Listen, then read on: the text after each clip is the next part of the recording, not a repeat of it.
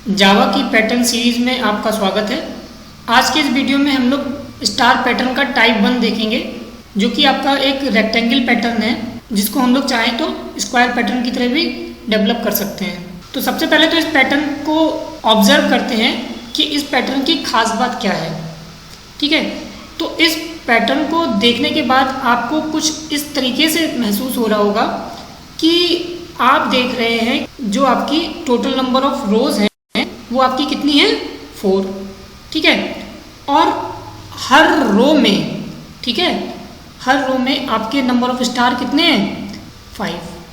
ठीक है, तो यानी कि आपको इस बात पर फोकस नहीं करना है कि आपको हर बार कितने स्टार प्रिंट कराने हैं। ठीक है, तो आपको पता ही है कि वो एक कांस्टेंट नंबर है कि आपको हर रो में 5 स्टार प्रिंट कराने हैं, है ना। जैसे कि मान लीजिए हमसे बोला गया कि हर रो में 5 लोगों को बैठा लीजिए, है ना।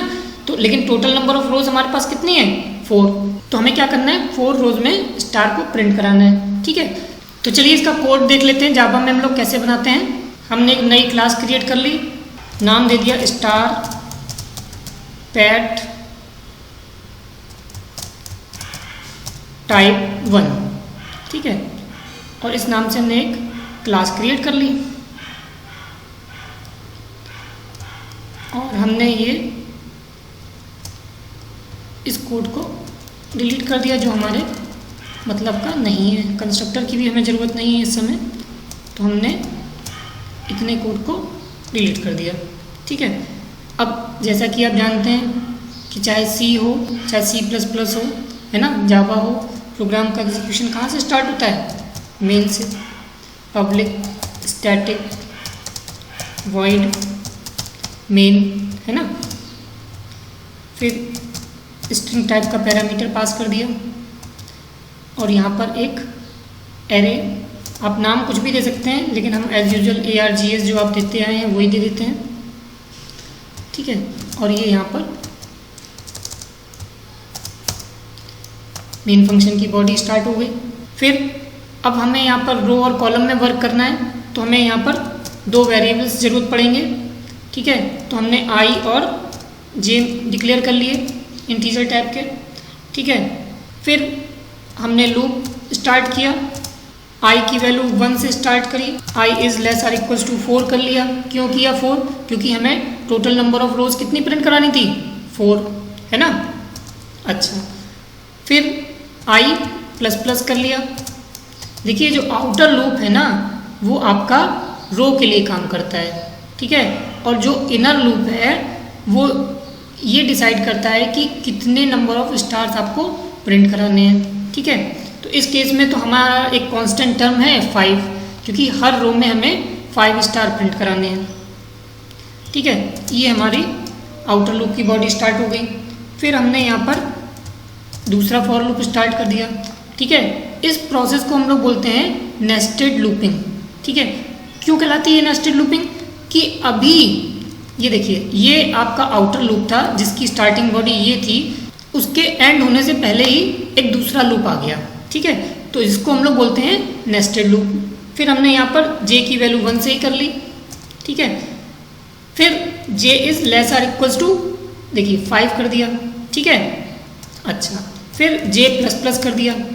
ठीक है, और फिर हमने यहाँ पर प्रिंट कराने के लिए हमें कौन सा फंक्शन करना पड़ता है, सिस्टम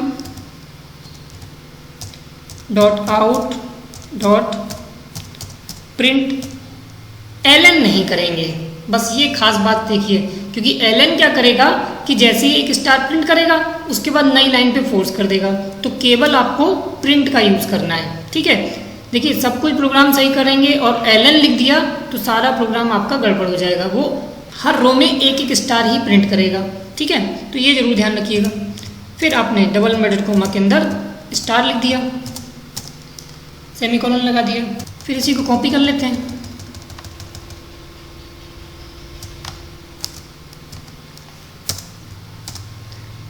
और अब की बार हम लोग देखिए या तो प्रिंट लिख के डबल इन्वर्टेड कॉमा के अंदर \n लिख दें, वो भी चलेगा। ठीक है, सेमीकोलन लगा दें, या फिर आप क्या कर सकते हैं, डायरेक्ट यहाँ पर ln का भी यूज़ कर सकते हैं।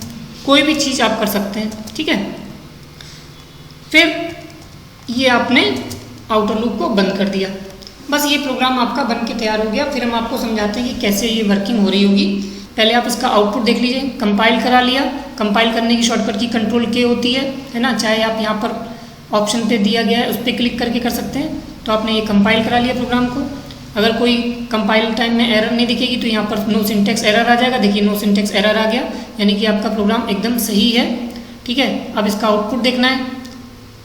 तो जैसे ही हम लोग इस पर राइट क्लिक करके इस पर क्लिक करेंगे तो ये डायलॉग बॉक्स खुलेगा, इसको हम ओके करेंगे तो देखिए ये आपके सामने पैटर्न प्रिंट होके आ गया। देखिए फर्स्ट रो में 1 2 3 4 5, सेकंड थर्ड फोर्थ, हर रो में आपके 5 स्टार प्रिंट हो गए। ठीक है, आप रोज बढ़ाना चाहते हैं तो क्या करें, यहाँ पर 4 की जगह 5 कर दीजिए। ठीक है, फिर कंपाइल कराइए, है ना, फिर कराइए, ओके करिए। तो देखिए 5 रोज हो गई और 5 कॉलम्स हो गई, है ना। तो आउटर लूप किसके लिए काम कर रहा है, रो के लिए, और इनर लूप क्या काम कर रहा है, कॉलम के लिए, यानी कि कितने स्टार प्रिंट करने। देखिए यहाँ पर होता क्या है, पहली बार जब लूप चलेगा तो आई की वैल्यू कहाँ से स्टार्ट होगी, 1 से।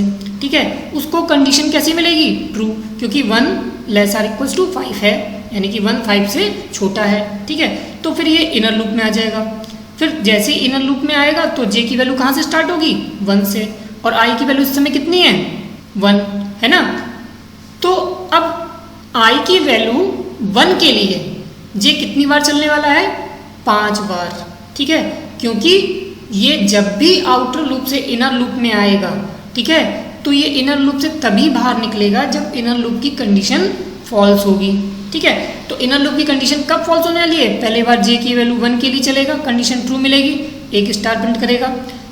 फिर जे में इंक्रीमेंट हो जाएगा, जे की वैल्यू 2 हो जाएगी, तो 2 के लिए भी कंडीशन ट्रू होगी क्योंकि 2 भी 5 से छोटा है, फिर स्टार 1 प्रिंट कर देगा। फिर 3 हो जाएगी, 3 के लिए भी कंडीशन ट्रू मिलेगी तो थर्ड स्टार प्रिंट कर देगा। फिर 4 के लिए भी कंडीशन ट्रू हो जाएगी तो 4th स्टार प्रिंट कर देगा। फिर 5 के लिए भी कंडीशन ट्रू हो जाएगी क्योंकि यहाँ पर इक्वलिटी का भी साइन लगा हुआ है। ठीक है, यानी कि जे की value less or equals to 5, यानी कि 5 के लिए भी वो ट्रू हो जाएगी तो ये 5 स्टार प्रिंट कर देगा। फिर जे में इंक्रीमेंट होगा तो जे की वैल्यू कितनी हो जाएगी, 6। जैसे 6 होगी कंडीशन यहाँ पर उसको फॉल्स मिलेगी, इस वाले वो बाहर आ जाएगा। ठीक है, फिर वो बाहर आने के बाद क्या करेगा, उसके नेक्स्ट स्टेटमेंट पे जाएगा।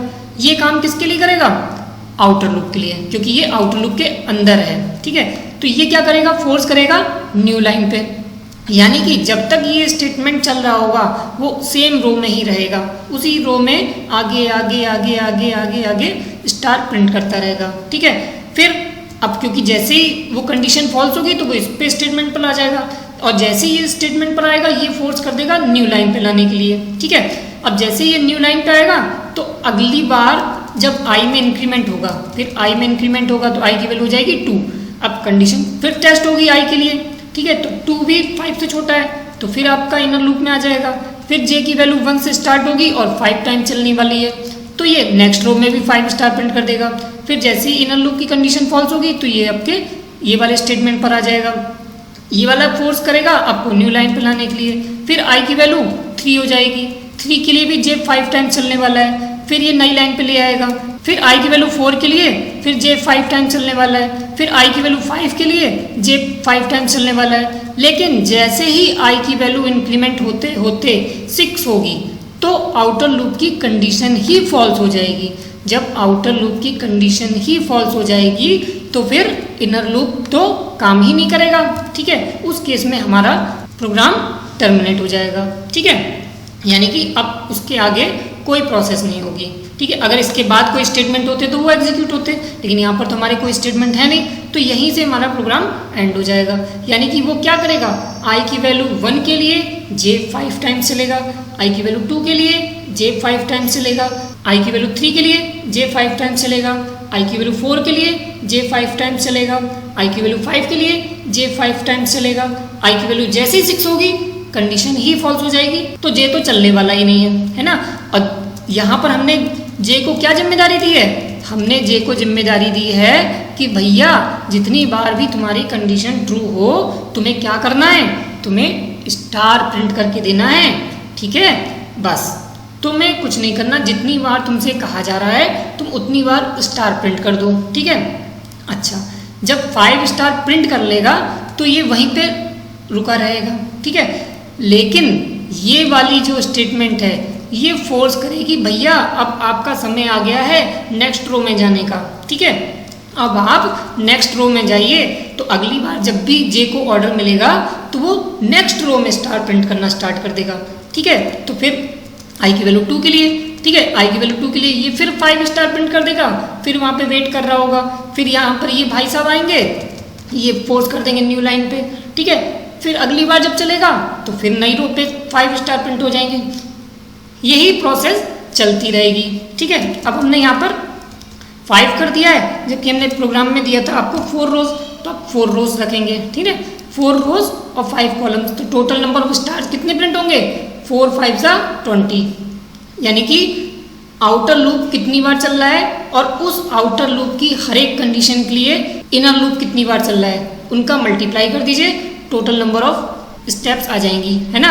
और उस स्टेप्स में क्या हो रहा है, स्टार प्रिंट किए जा रहे हैं, तो 5 4 20 स्टार प्रिंट हो जाएंगे। तो फिर से कंपाइल करके एग्जीक्यूट करा लेते हैं, तो आपका जो आउटपुट आप चाहते थे वो आउटपुट आपको मिल जाएगा। देखिए, है ना, 1 2 3 4 रोज हो गई और हर रो में 5 स्टार हो गए, तो 4 5 20 स्टार हो गए, ठीक है। थोड़ा स्पेस देना चाहें तो आप यहाँ पर स्पेस वगैरह भी दे सकते हैं। मान लीजिए आपने यहाँ पर स्पेस दे दिया, ठीक है। अब फिर से कंपाइल करा लिया, फिर एग्जीक्यूट करेंगे, ठीक है। तो थोड़ी सी स्टार के बीच में स्पेस आ जाएगी, ठीक है। तो ये कुछ इस तरीके से पैटर्न दिखाई देने लगेगा। आई थिंक आपको ये पैटर्न का प्रोसेस एकदम क्लियर हो गया होगा। अगर आपको फिर भी कोई डाउट है तो आप हमें कमेंट्स बॉक्स में लिख सकते हैं, और अगर आपको ये वीडियो अच्छा लगा हो तो इसे लाइक करें, शेयर करें, और अगर आपने हमारे चैनल को अभी तक सब्सक्राइब नहीं किया है तो इसे सब्सक्राइब करें, और हाँ, बेल आइकन पे क्लिक करना ना भूलें ताकि आपको नेक्स्ट वीडियो की नोटिफिकेशन सबसे पहले मिल सके। Thank you.